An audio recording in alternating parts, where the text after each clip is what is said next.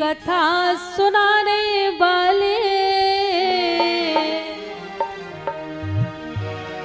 हरि की कथा सुनाने वाले, हरि का दर्श कराने वाले हो, तुमको लाखों प्रणाम, तुमको लाखों प्रणाम, तुमको लाखों प्रणाम, तुमको लाखों प्रणाम। हरि की कथा सुनाने वाले, हरि का सुनाने वाले, हरि का दर्श कराने वाले, हरि का दर्श कराने वाले, हरि गुणगान सुनाने वाले, हरि गुणगान सुनाने वाले, तुमको लाखों प्रणाम, तुमको लाखों प्रणाम, तुमको लाखों प्रणाम, तुमको लाखों श्री प्रणाम। राधे।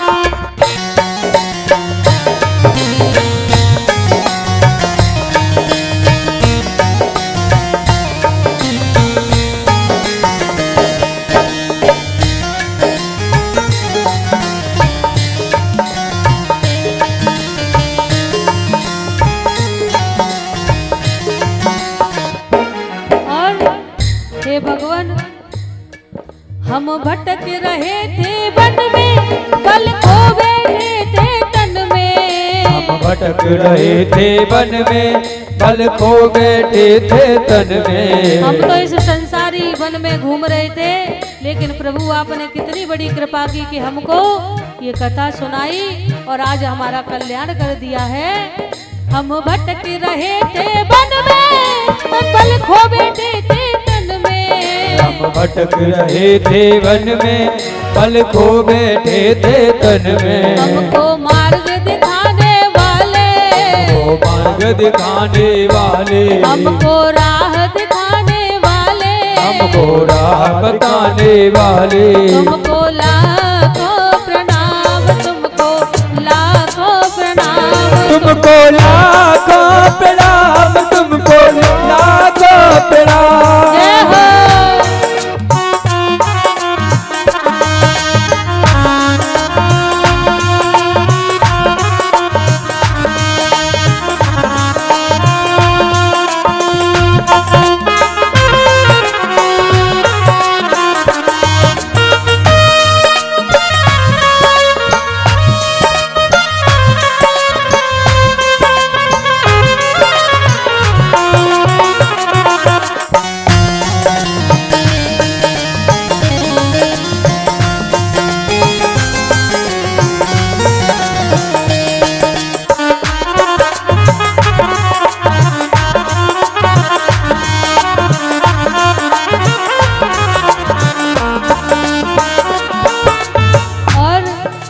हम तो विषय वासनाओं में डूबे हुए थे भगवान, विष को पी रहे थे, लेकिन आपने बड़ी कृपा की। हम पी कर विष का प्याला जा रहे थे यम के गाला। हम पी कर विष का प्याला जा रहे थे यम के गाला। हम पी कर विष का प्याला जा रहे थे यम के गाला। हम पी कर विष का प्याला जा रहे थे यम के गाला। हमको अमृत पिलाने वाले, प्रभु जी सुधा पिलाने वाले, हमको सुधा पिलाने वाले, प्रभु का अमृत पिलाने वाले, तुमको लाखों प्रणाम, तुमको लाखों प्रणाम, तुमको लाखों प्रणाम, तुमको लाखों प्रणाम। हरि की कथा सुनाने वाले, हरि की कथा सुनाने वाले, हरि का दर्श कराने वाले, हरि का दर्श कराने वाले, हरि गुणगान कराने वाले, हरि गुणगान कराने वाले, तुमको लाखों प्रणाम, तुमको लाखों प्रणाम, तुमको लाखों प्रणाम, तुमको लाखों प्रणाम, तुमको लाखों प्रणाम, तुमको लाखों प्रणाम, लाखों प्रणाम तुमको लाखों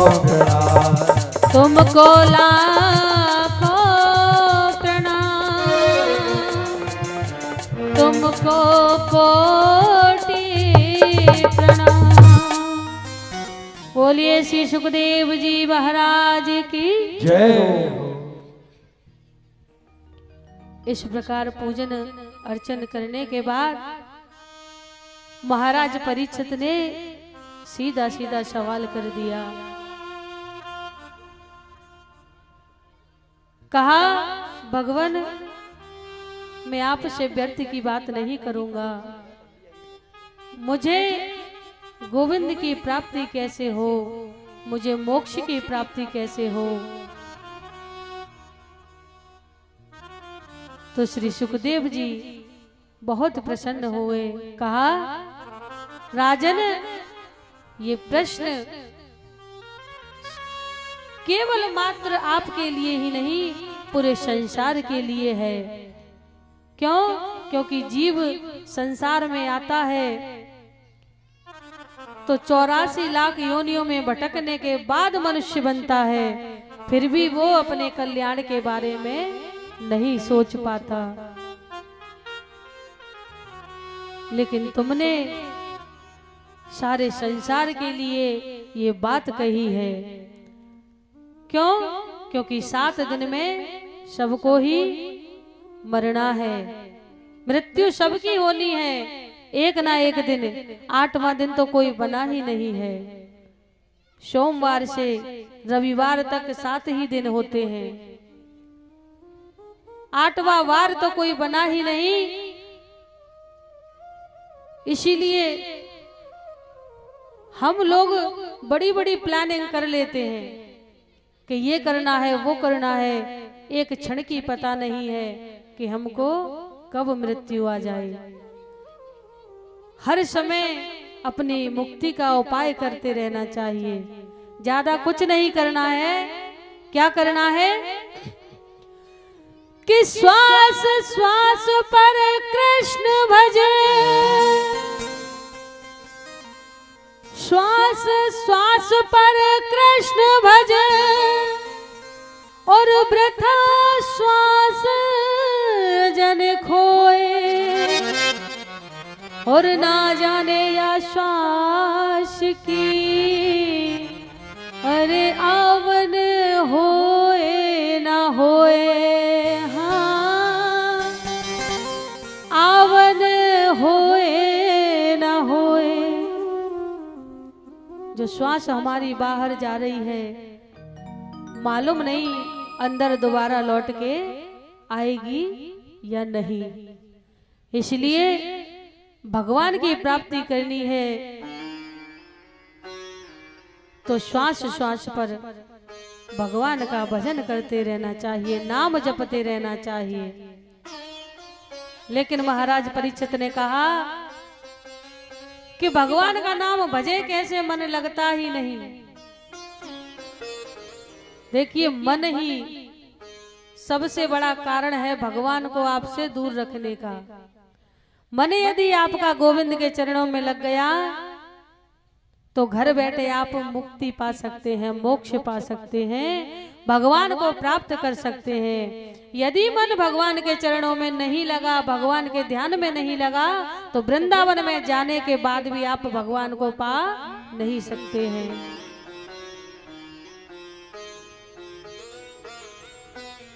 दो मित्र बिहारी जी के दर्शन करने जा रहे थे। ध्यान से सुनना। रास्ते में रात्रि हो गई, चलते चलते तो रास्ते में कहीं तमाशा हो रहा था, नाच गाना हो रहा था। दोनों मित्र बैठ गए, देखने लगे। एक ने कहा, भैया जल्दी चलो, बिहारी जी के दर्शन करने हैं, ये नाच गाने में कुछ नहीं रखा। दूसरे मित्र ने कहा, रात्रि में विश्राम करते हैं, सुबह बिहारी जी के दर्शन कर लेंगे। लेकिन एक मित्र उसकी बात मान गया, एक ने नहीं मानी।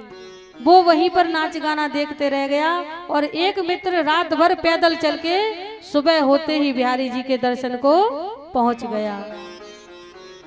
अब बिहारी जी के दर्शन को पहुंच गया, हाथ जोड़ के खड़ा है बिहारी जी के सामने। लेकिन उसके मन में क्या आया कि मैं क्यों चला आया रात में, सुबह ही उसके साथ आ जाता तो रात भर नाच गाना तब भी देख लेता। और इधर जो मित्र रह गया था रात में नाच गाना देखने के लिए, उसके दिल में बड़ी ग्लानि हो रही है, हृदय बड़ी ग्लानि कर रहा है कि प्रभु मुझे क्षमा करो, मुझे रात्रि में आपके पास आ जाना चाहिए था, लेकिन मैं इस नाच गाने में फंस गया, मुझसे कितनी बड़ी भूल हो गई। तो देखिए, जो रह गया था उसकी पूजा अर्चना भगवान ने स्वीकार कर ली, और जो दर्शन करने पहुंच गया था उसने सामने रह करके भी भगवान के दर्शन नहीं कर पाए। क्यों?